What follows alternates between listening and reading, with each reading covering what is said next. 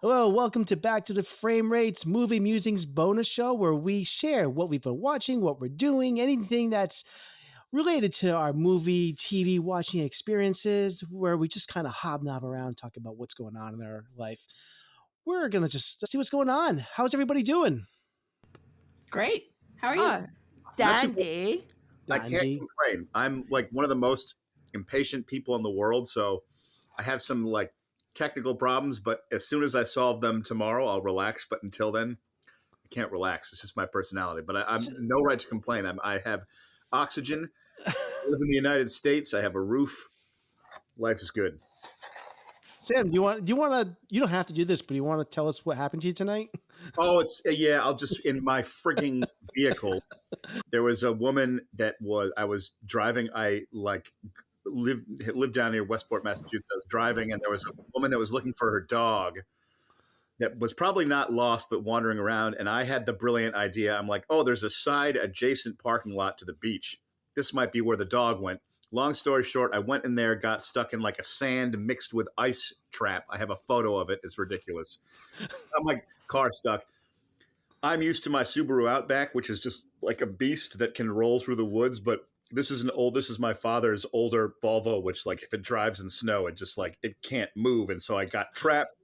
AAA came to tow me out, but they had this rule. I was 50 feet like off the road. So they were like, well, if we come in to get you, we'll get stuck too. So we can't help you. So I was like, what am I going to do?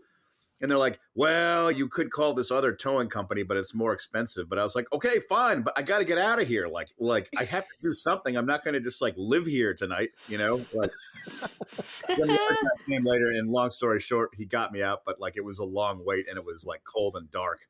You had your own Society of the Snow.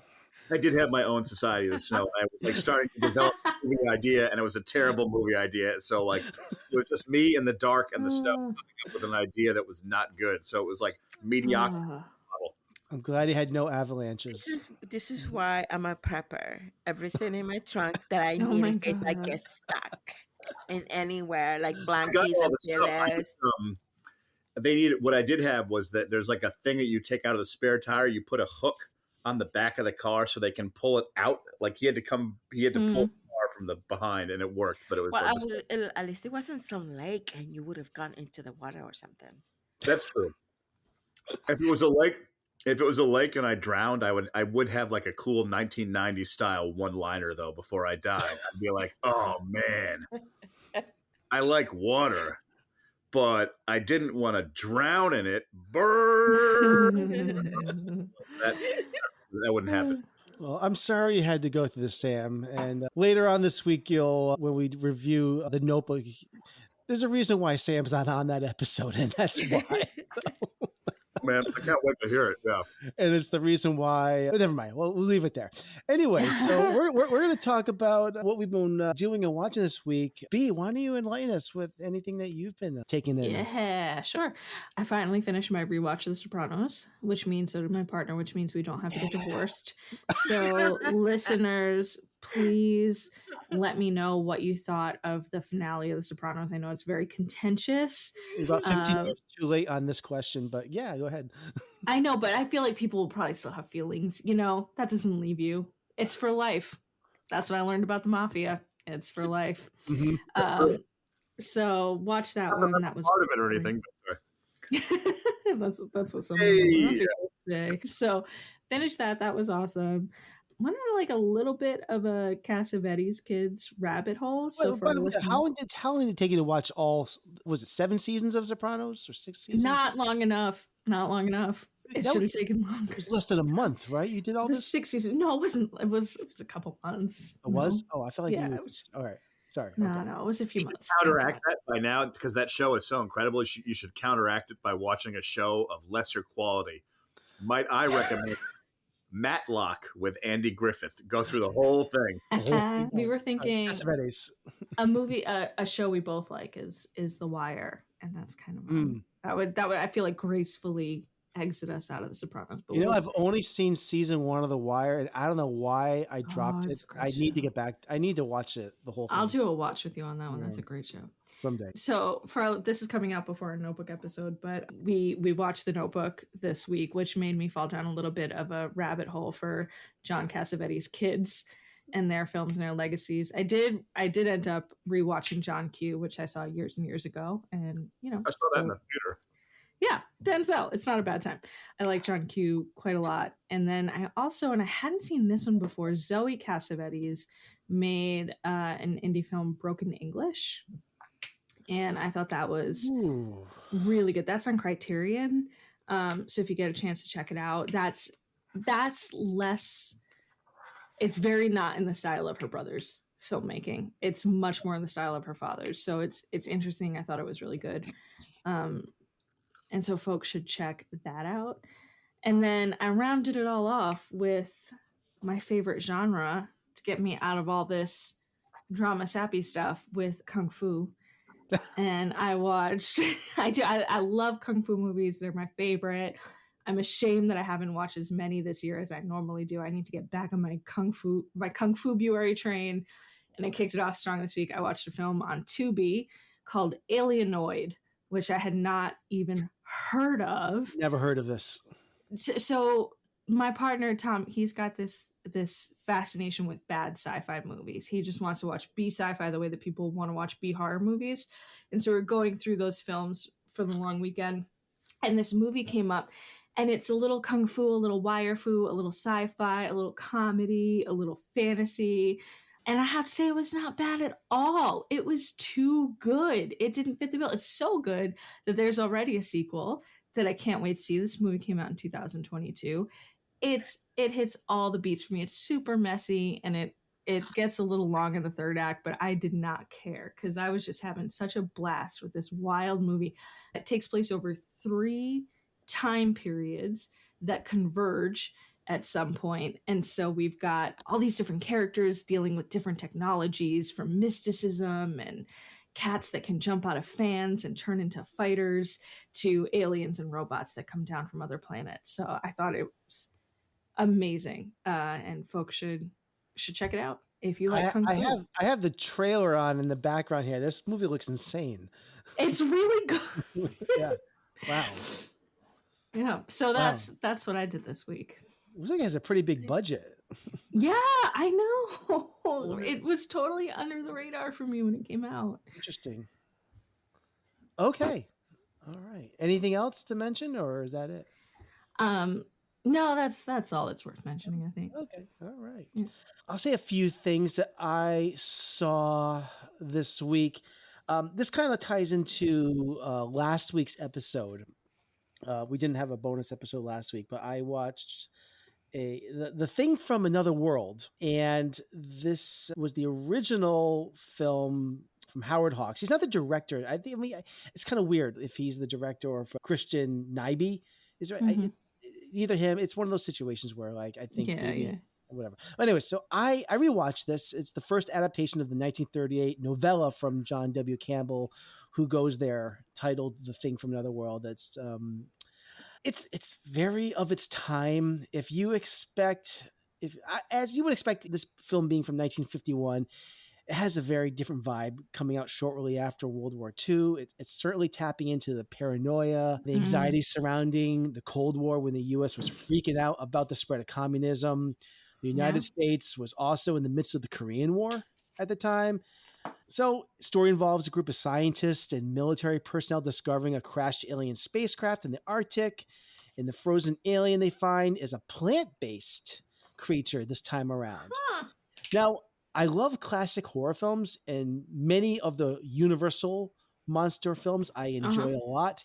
But for some reason, I found this to be kind of a dull film. I think the creature is very cliched and kind of lacking kind of the depth that I think of, like Frankenstein and Wolfman and Dracula. I just like those a lot more. I do too. It's kind of a mild not recommend for me. But, fans of the Carpenter film that are interested in seeing this, want to compare it, go for it. I think it's currently streaming on Tubi and the Roku channel. You can rent it on VOD. So if you're a completist, knock yourself out. I also watched a movie called Suncoast, which just hit Hulu, streaming Hulu right now. I was really excited to see this because this is a film that premiered at Sundance just last month. This is a story about a teenage girl played by Nico Parker, who I think is a revelation in this film. I've only known her from one other thing, and that was the show that came out from last year, The Last of Us. Ellie, I know you were a fan of that. Oh yeah. She was in episode 1. She played Pedro Pascal's daughter in that first episode.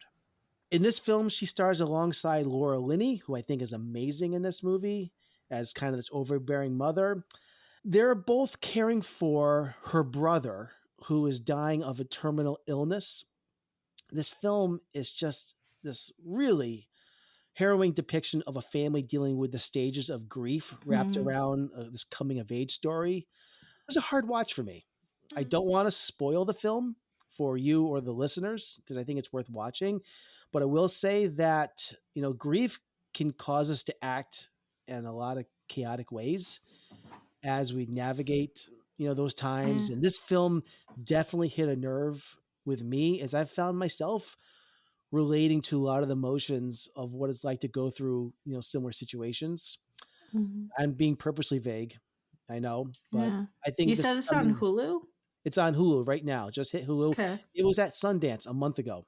Yeah. Oh, wow. Okay. That's such a fast move from festival to streaming. It's called Suncoast, and Sundance awarded Nico Parker with the special jury award for breakthrough performance. Oh, cool. So again, you can check it out Hulu right now. So yeah. Also, the one other thing I'll mention that I saw this week, we did a recent review of The Notebook. So I occasionally poke around to see what directors are out there that I haven't seen too many of their films. Okay. And it shocked me to discover that I have gone 49 years on this planet without seeing one single Ken Russell film. What? Yes. And what a coincidence that the Criterion Channel is featuring Ken Russell right now with a whole slew of his films. That's awesome. So how and why I started with a 1991 film, Whore, is another discussion. I've justified it to myself as a counterpoint to our main review this week, The Notebook. Whatever. So you've never seen Tommy? I haven't. I've listened to the album like sure, a million times.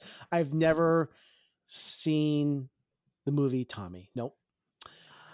So Whore, I'm dying for you to see Tommy, is a very interesting film. Yeah. It's actually not very lauded. It's not supposed to be Ken Russell's one of his better films, but I decided I need something to counterbalance what I just saw with The Notebook. Wow. Anyways, it what's stars something that I know that he's made because I don't know this Ken Russell. I don't know. If you don't know Tommy, I don't know that I don't think he's your director. No, I don't think so. It stars Teresa Russell, who is no relation to Ken Russell, in this satirical look at the day-to-day life of a Los Angeles prostitute. At times, this film is really funny, but it's also very grim. It's not a great film, but I can't deny I was entertained. Ken Russell has famously stated in interviews that this film is a direct reaction to the film Pretty Woman, and I can totally see that. In fact, I think these two films would make a perfect double feature. And have you seen this one? I have. I've seen that, but I think my favorite Ken Russell is The Lair of the White Worm, which you'll have to see too. Do any famous actors work with this guy or what? Yeah. I'm not the expert on him. I really don't know. I mean, I'm really intrigued. I'm happy to see Lair of the White Worm has like Capaldi in it and the rom-com guy, Hugh Grant. Hugh Grant's in it, so I'm excited that there's like 10 films of his on Criterion. I'm going to try to get to a few more of them while I can. But yeah, he looks creepy. He looks Nathan, like a pervert. Yeah. Do you have a recommendation? What would be the next place I should go with Ken Russell? Well, Lair of the White Worm, if you haven't seen it. Or Tommy. Okay. You should do Tommy. Tommy. Just do Tommy.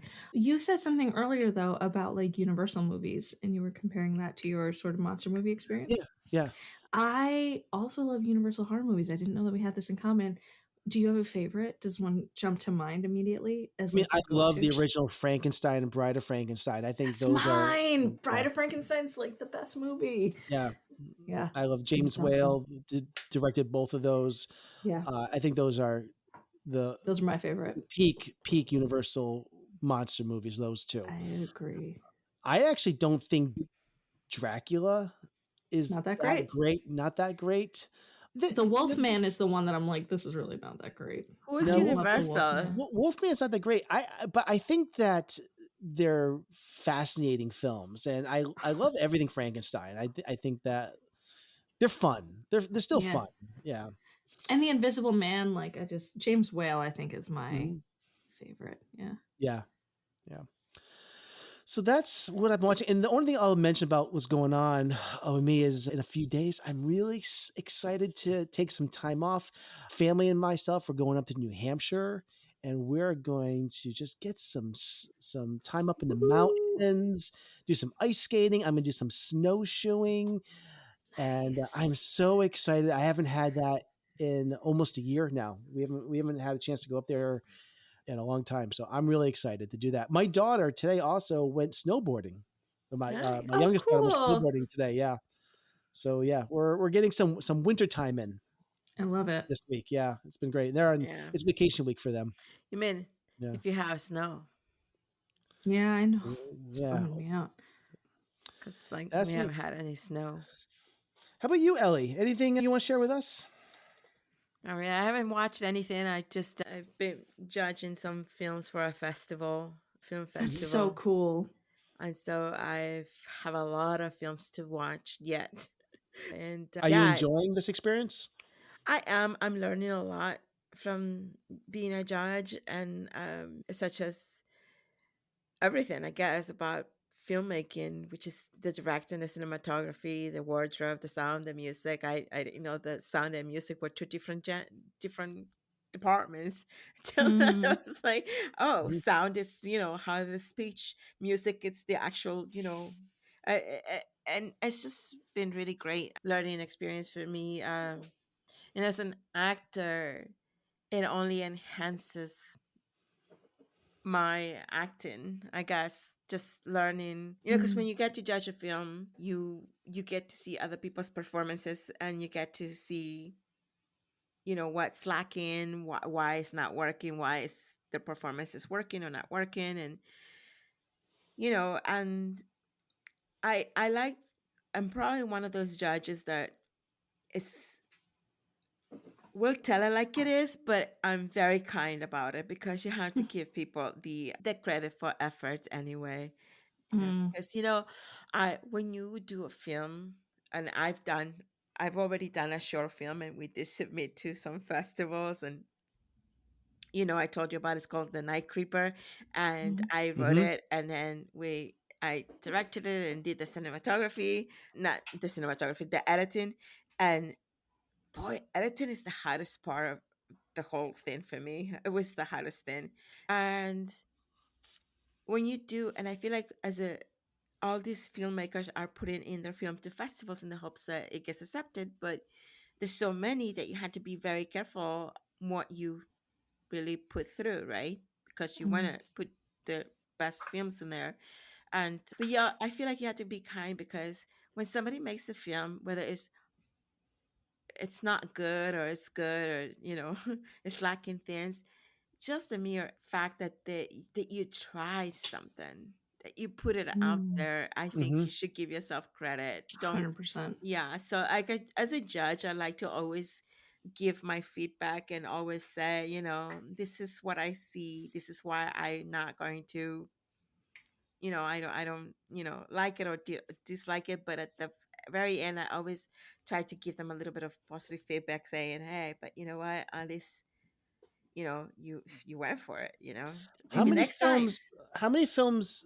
These are these short films or features? There's a mixture of everything. There's like from TV pilots Oh, Oh, okay. wow. to films to feature shorts. It can go from a 1 minute one to like a whole hour and a half, 2 hours. Wow. Yeah, the longest I've had was like an hour. Yeah, like an hour a feature, and then there's documentaries too. So it's a whole mix of things. Ellie, it's like you're doing a real life version of our vault. Like you're kind of doing it. Yeah, you know Yeah. what, B? That is true because I had to put it into the vault or not put it into the Yeah. vault. Yeah. These are And like your training grounds on the and I podcast. some films that there's some really good films that are worthy of putting even Yeah. award worthy performances, and so but it's been a really nice experience. I did work in a festival before. This is like a back in 2017. I also did the same thing with the Boston International Film Festival. Mhm. I was part of the committee that would pick the films for the film Mhm. festival, and That's cool too. yeah, that was really cool. And I got to go to the premiere of the opening red carpet event, and I met a director who, oh my god, his name is Gray something. Gray, what's I his don't know. name? Is he the Transformers director? Oh, I know. Gray something. His last name is There's Gray. a there I know. I Google Gray Transformer and now I'm just getting James toys. Gray. His name is Yeah, James Gray. yeah. He's a Oh, he's a studio yeah. director. Yeah. Yeah, Yeah. so he's so funny because he actually that year he had made a film about the Amazons, and it was like the indigenous people there. It's a really great film, and at the end you have the Q&A, and I kept asking questions. He would like point out to me, and I would ask questions. And after the Q&A was over, I'm walking through the hallway. I guess he remembered. He goes, "You're the one that's always asking questions. What's your name?" I'm like, "Oh, yeah, I'm Ellie." And he like took pictures with me at the event, Oh, and that It was cool. was I that think was it was the pretty cool. movie the Lost City of Z that The he was last, in. yes, that's the Mhm. movie, and Yeah. I don't think that movie did well for him, but I That really was liked it. That's right. I liked that movie. That was an interesting Yeah, movie. that was a very Yeah. interesting movie, and I got to meet him, and he's such a nice guy. So yeah, Yeah. but I yeah, just remember everything about that movie was uniquely and interestingly directed. There wasn't like a single like standard like just boring scene in it. It was the whole movie was strange, but in a kind of a good way. Yeah. yeah, I agree with that, and I actually enjoyed it. I don't know why it didn't go too far, right? Because I don't remember it being. Happens all the time. Yeah, Sometimes just Yeah. marketing or word of mouth Just or doesn't pick up. maybe, yeah. yeah, Yeah. but yeah. So I enjoyed. So I had that back in 2017, and then this I'm doing now. But I'm enjoying the journey. So yeah. Good. All right. Anything else, or is that it for your week? No, I mean I've been auditioning all week, actually, Mm. and I'm also studying with a new acting coach. Oh, cool. I love him. He's been in so many movies, and he's in Canada. But he back in the 80s he had his own theater company, and he won what's the theater awards? Emmys? No, Tony's? Tony's. Oh, I Or is think Tony. that he won. is that Tony's? Either a Tony or he won an Emmy. One of the, I think it was an Emmy. I I mean don't know. is TV. Emmy's Maybe TV. Steve- Tony's definitely stage. Yeah. Yeah. I don't know. He won some. I don't know, but he What's his doesn't have name? We can find out later. Jeffrey That- something. that I guy. forget- That guy. I forgot his name. I just met him. His His first name name is- is Plutarch Oglebert Thorne.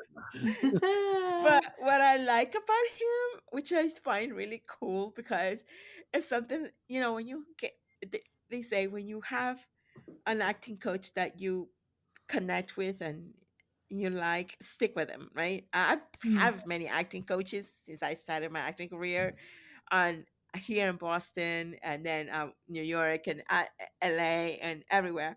And I even had a coach from my own country, El Salvador. So, but this guy, I'm telling you, I studied the method. I studied Stanislavski, Meissner, Stella Adler with Larry Moss, which I love Larry Moss. He's my number one. But this guy uses none of those methods. And the way he teaches acting, it's like so real. And I think this is going to be a game changer for me in my acting. So I can't wait to see where it goes. So I'm That's excited. awesome. Very cool. Hell Yeah. yeah. Yeah. So let's see. So that's about it. Okay. All right. This is what we're going to do now. Hey, And then we're Sam, gonna what do you- wrap- Yeah. What about Sam? Oh. Is it okay if I'll be quick? Yeah. Oh, I had a pretty good week. I just wanted to say that on a whim, I didn't know of the existence of this movie beforehand. Like 10 minutes before, I just happened to be in Providence Place Mall. I was running errands. And I was like, I have not sat down in a movie theater for a while. I just want to go to the cinema and just get out of my house and like escape my mind for a minute. So I was just looking on the posters on the wall, and there was a movie called Land of Bad that looked like mildly actiony, and I was like, I don't know, this could be one of those like terrible like February dumping ground releases where it's just like this mediocre movie that comes out in the middle of the winter.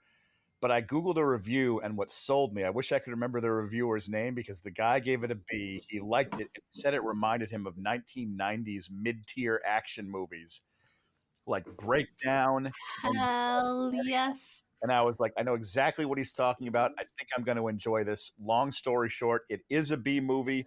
It's nothing special, but it was surprisingly suspenseful. Russell Crowe is wildly entertaining as an angry, like, drone pilot. He's not actually like in a drone. He's the guy who's at the army base who's overseeing a mission from his computer, and he is working with some real like assholes that don't know what they're doing, but he does. So he's guiding Liam Hemsworth through the jungle, and it's a little movie. It's nothing special, but I thought the suspense was really good. There was no like it was not CGI. The drones looked real. The action in the jungle was great. There was like so I just really enjoyed it, and I liked the climax, and so I had a fun time with that. And then I'll end by saying most of the rest of the week was errands, but I had a really good conversation with a friend of mine who's also like a producer, and it was a really helpful quality conversation because I've been really thinking about trying to come up with a business plan recently and where am I going to go next and what am I doing. And in the past I've made a couple of short films, but I have a tendency to just create things because I have a vision for it, but I never think of what the next step is. And so preemptively, I've been working with him a little bit, discussing the next like possible short, and he's really helpful at like helping craft a possible business plan and some like marketing ideas and just like thinking long term because he's in a similar boat as me. So it was a really productive, inspiring conversation and a highlight for me this week because when I can bounce off someone else and as like a soundboard, it gives me a way in, and I can like three-dimensionalize ideas in my head as opposed to just like spinning around in the dark like a top, going like, what do I do next? So that was really helpful as I'll be going back to LA pretty soon. That was a highlight. So that and an action movie made it a halfway decent week. That's a pretty good week. It's great to hear. Not bad. Just progress because I like progress is good because Yeah. progress is needed. Yeah. I'm great to hear that. I haven't been to the theater in weeks and weeks now, and Yeah. I don't know. I'm gonna try to get out, and probably won't be for a few more weeks. I know Drive Away Dolls comes out. I I can't think wait this for weekend, that. and that's one of my most anticipated movies. I don't know. I think I don't know if it's gonna be screening locally though. I don't know if it's gonna be like maybe one like Coolidge Corner or something. Mhm. Probably. I'm an insane I person. did go I haven't done see. it yet, but I am thinking of changing my flight because the Providence Place IMAX is so good for Dune, and there's all these small Yes. IMAX screens in LA. I'm like, am I gonna like change a flight like a maniac just to see a movie? And the answer is Wow. maybe. Maybe. Yeah, I'm a Speaking of theater, I did go see Argyle this week. I forgot to mention it because Oh that's how yeah. good Argyle was. But I wanted it to was just, yeah. it was pretty fun. I think people who are shitting on it just got to lighten up a little bit. I don't think it's trying to be like the next best thing. It's a pretty good Matthew Vaughn movie. It's fine. But man, is it just good to be in the theater again. It's just been a few weeks for me. I think it maybe, nah, it can't be my first movie of the year, but it's close. Just like I was saying this to my dad, just like my father, for some reason, sitting in a movie theater is one of the few places where we can like relax. Like Yeah. being in a Yeah. movie theater where like you made the commitment, you bought your ticket, you know you're going to be there. It's almost like you are allowed to mentally check out because you Mhm. made that like allocation of time, and it's different from watching something at home. So I just loved being in the theater. And I will say that Providence Place, great sound and picture. Their seats, like they haven't updated it, so like the seat is small and the cup holder was like slanted. Luckily, I had like the row to myself, so I took over like 3 seats and like made myself like a buffet and stuff. I was like, "Rrr, rrr, rrr, rrr, this is my territory." Mm. Oh, here's a fun fact. Pedro Pascal and we learn lines the same exact way, by the way. Nice. There Oh, you I didn't know go. that. Yep. Yep. I just learned that he just posted in his Instagram how he learns his lines. And I was like, what? That's Is how that I what learn you them. do while we're podcasting? You peruse Pedro Pascal's blog? I am a You could I take am over. being a Pedro. I want to be in a movie with Pedro. Okay. You could take over for Pedro in The Mandalorian. Just put on the costume and the helmet, and they'll just dub his voice. No one would know. That I is think true. I think for the next season of Mandalorian, like he's not even in it. They're just gonna have some stand-in, right? He's not Oh Yeah. even. man. I just picture him like he comes into the studio and they're like, "This." He's like, "Okay, 20 minutes. This is the way, Grogu. Where are you? This is the way. He's a Let's turn bit too left. tall Okay, got for it. See you later."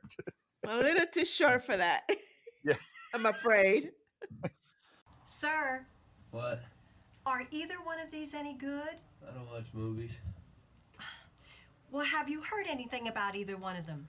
I find it's best to stay out of other people's affairs. You mean you haven't heard anybody say anything about either one of these? Nope.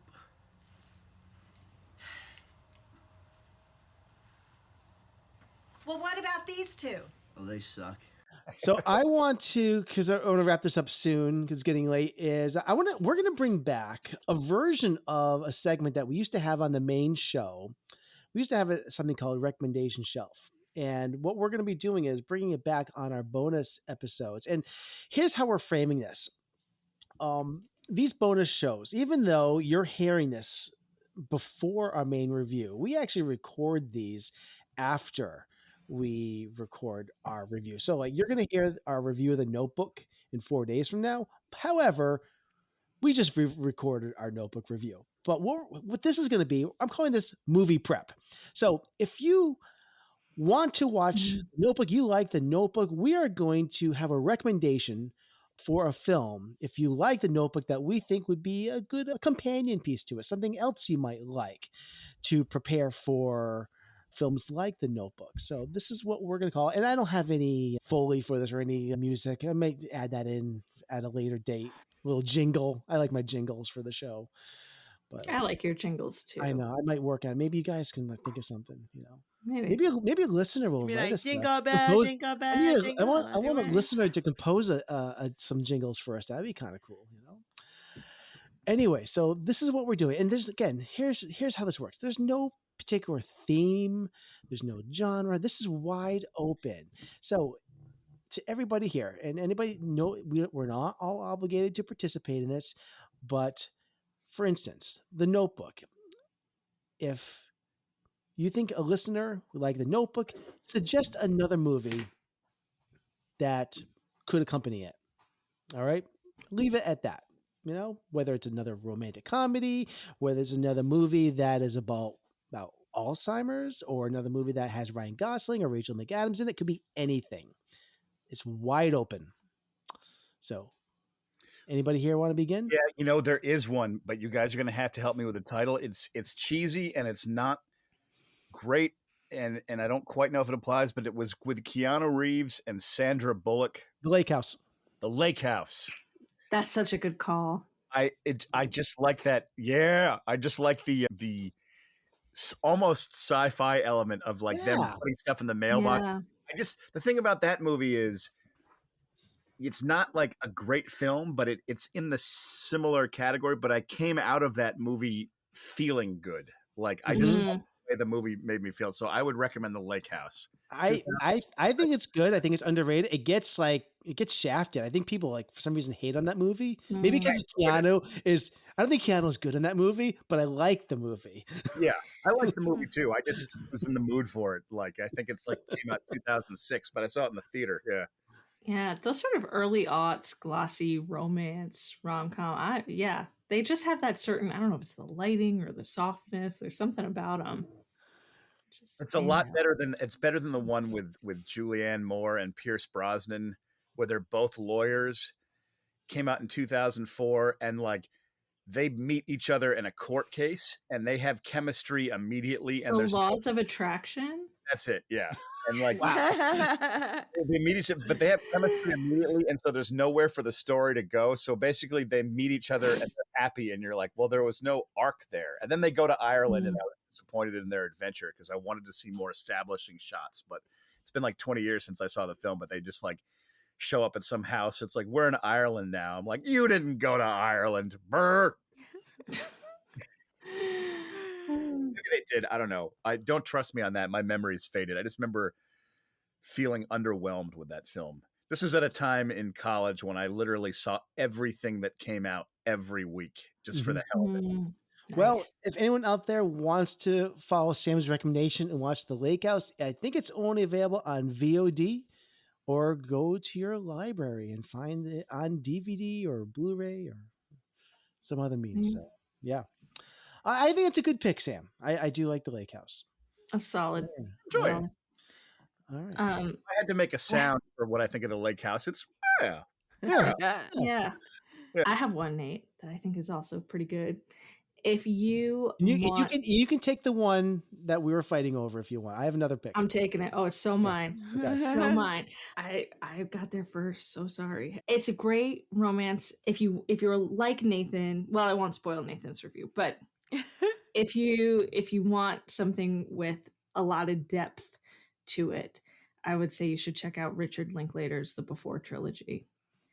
I think that is a great example of just this indelible, delicate romance that happens pretty instantaneously with two people, in this case, Ethan Hawke and Julie Delpy, that have incredible chemistry. And it is if you haven't seen it, the first one, Before Sunrise, in the 90s, it takes place over the course of one day. And it's just these two people falling madly in love with each other over one day on a trip.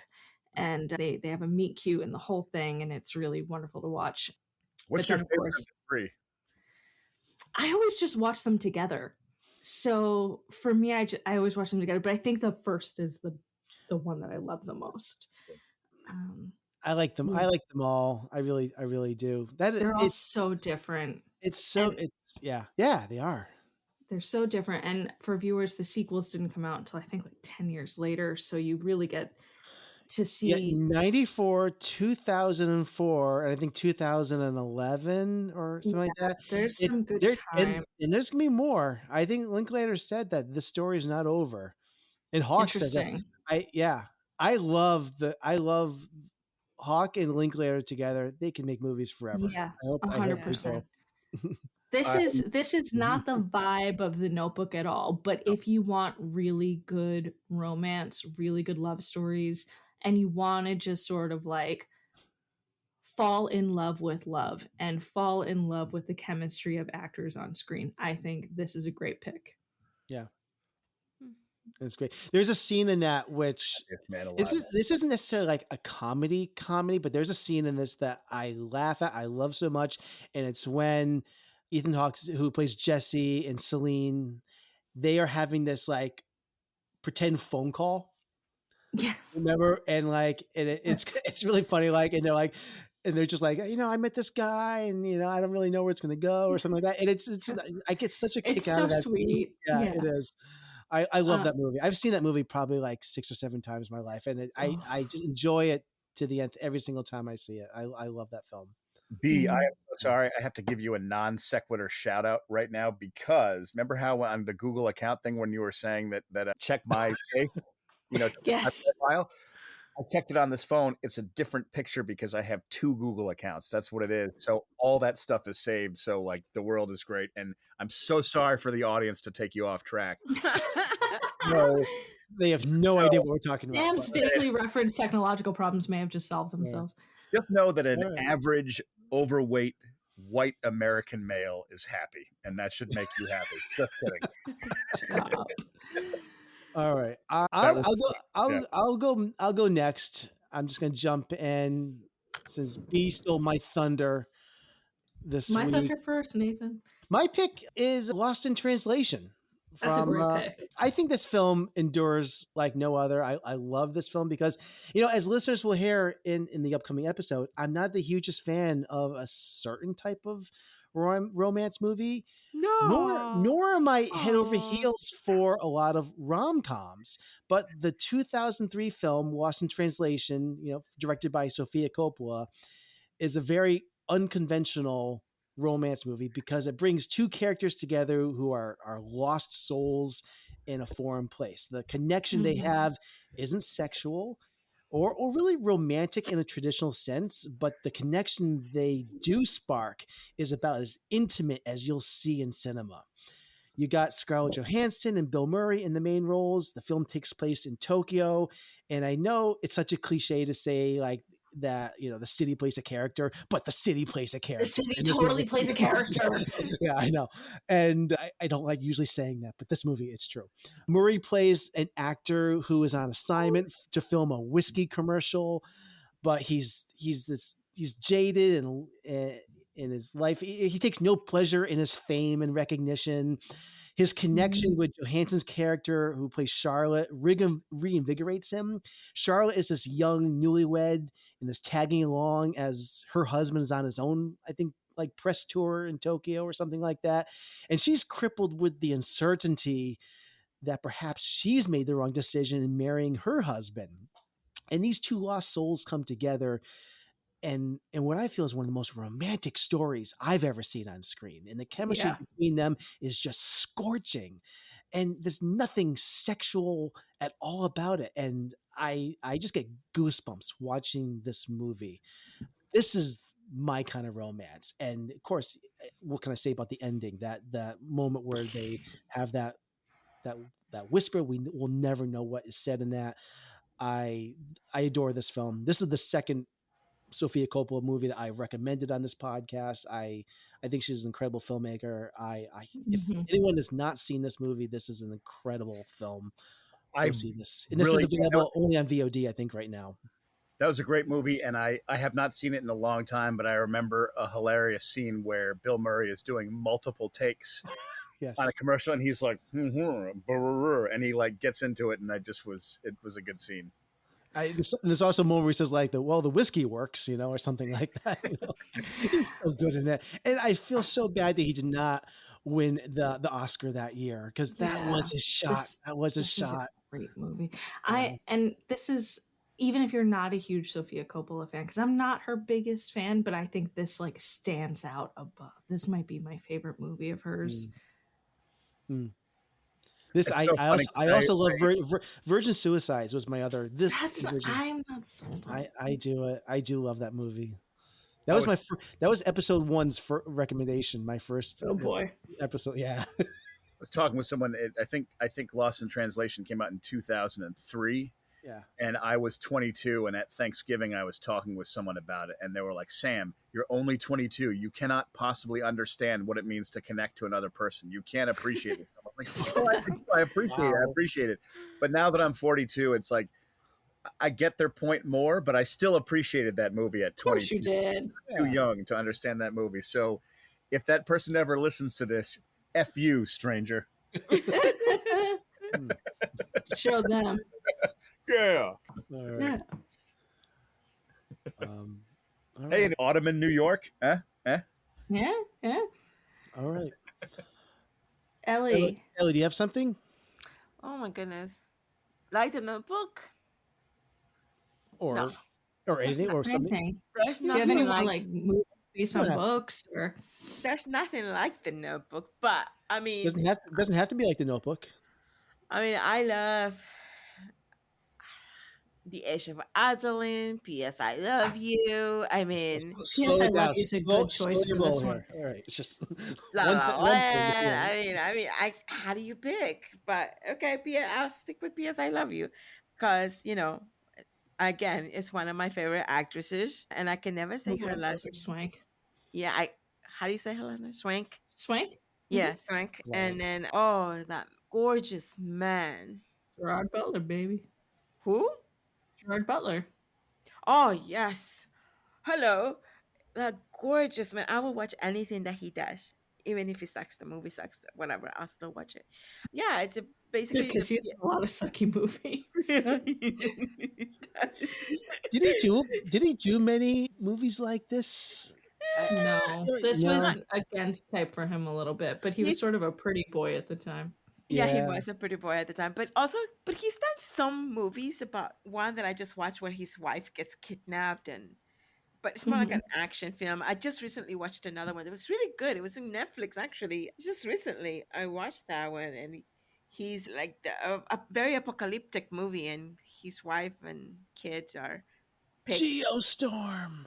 No, it's not No. Geostorm. But it's kind of like the Geostorm, but it's not that one.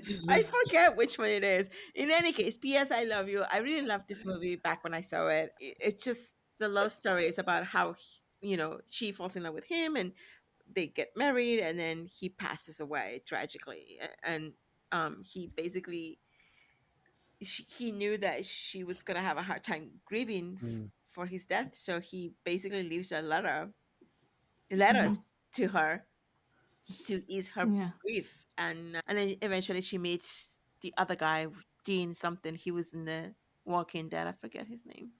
I don't remember. It's a I good movie. remember this movie. Yeah, Yeah, it's a good movie. it was good. All right, I think this is a good pick. All right. Okay. The world is mine. All my Google apps, they're all back. All the stars, all the hearts, it's all mine. The planet is back. What the heck? I mean, You're geez, too funny, man. you guys, I hate. I'm not trying to be that like hijacker guy. I'm just saying that like because I figured this out, I will sleep peacefully and dream of like Imladris, which is another word for Rivendell, which is just a place of beauty in the land of Middle Earth. Oh, was it 2020 Greenland? That's the name of the movie. I love that movie. Did That's you a scary- watch? Greenland? Yeah. Yeah, that's a scary movie. With Yeah. Gerard Butler? Yeah. Love that movie. Really? Yeah, it's in 2020. I enjoyed it. I enjoyed it. I that was one of those movies that I bumped into by accident, and I watched the first 10 minutes, and then I just That's how I watched it too, because by accident. And no, it's not Geostorm. I just watched Hunter Killer with Gerard Butler, and that is not good.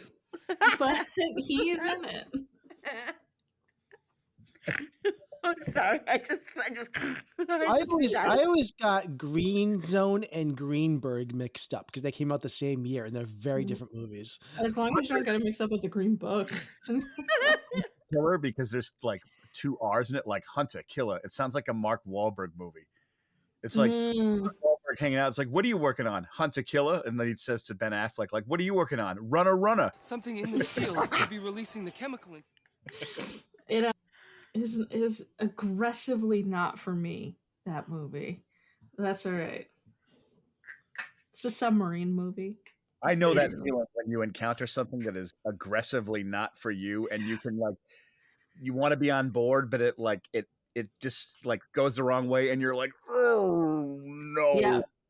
Yeah. At some point, I was just like, this movie is just on, and I will be paying zero more attention to it. Right. Come on, The Vanishing was really good though. Yeah, he makes good movies, but he makes a lot of bad movies. Yeah, I hear that. I like him. You're talking about Gerard Butler? Yeah. I like him as an actor. I agree that some of the movie he's in are like poor action fare that is like not so great. He's just working. He's working. You know, he's working. Did anyone see Plane? Did anyone see Plane? No, I I did not see it. How was I it? want to see it. You saw it? Nathan did. It was fine. I can't wait for the sequel, Boat. God. I was surprised at how, like, when I went to the theater on Friday, I there's so many releases that I hadn't paid attention to. I was like, reading down the list of Yeah. what was playing, and some of them I was like, "What the hell is that? I've never." I'm heard excited for the Fall Guy, new Ryan Gosling joint. that could be good. Yeah. That could be fun. I am looking forward to that. Yeah.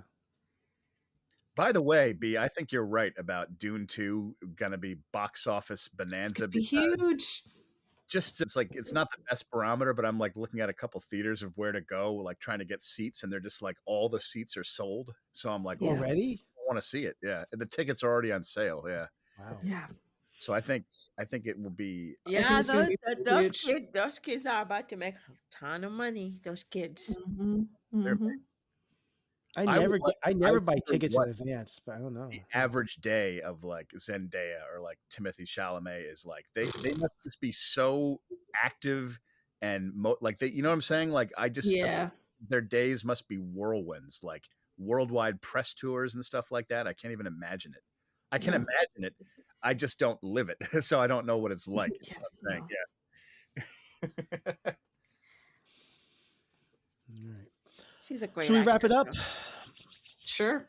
All right. Go Let's, eat some let's, food. let's wrap it Not up you, that's a lot and from, tune you know, in for our episode next Monday of our review of The Notebook. And thank you, everyone. All right. Thank you. Woohoo. All right. Have a great week, everyone. Bye-bye. Bye. Bye. Woohoo!